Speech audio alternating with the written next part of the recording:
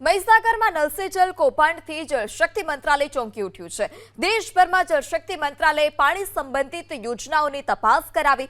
મહીસાગર જિલ્લાનું નલ સે જલ કૌભાંડ દેશમાં સૌથી મોટું। ગુજરાતમાં જળશક્તિ મંત્રાલયે ટીમો મોકલી છે અને તપાસ પણ કરાવી।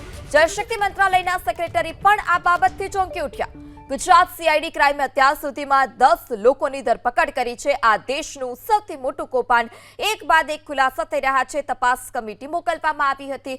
ગુજરાત સીઆઈડી ક્રાઇમે અત્યાર સુધીમાં 10 લોકોની ધરપકડ કરી છે। કૌભાંડનો મુખ્ય આરોપી હજુ પણ પોલીસ પકડથી દૂર છે। મહીસાગરમાં નલ સે જલ કૌભાંડથી જળશક્તિ મંત્રાલય ચોંકી ઉઠ્યું છે। દેશભરમાં જળશક્તિ મંત્રાલયે પાણી સંબંધિત યોજનાઓની તપાસ કરાવી।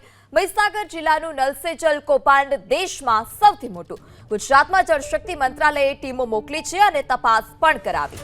જળશક્તિ મંત્રાલયના સેક્રેટરી પણ આ બાબતથી ચોંકી ઉઠ્યા।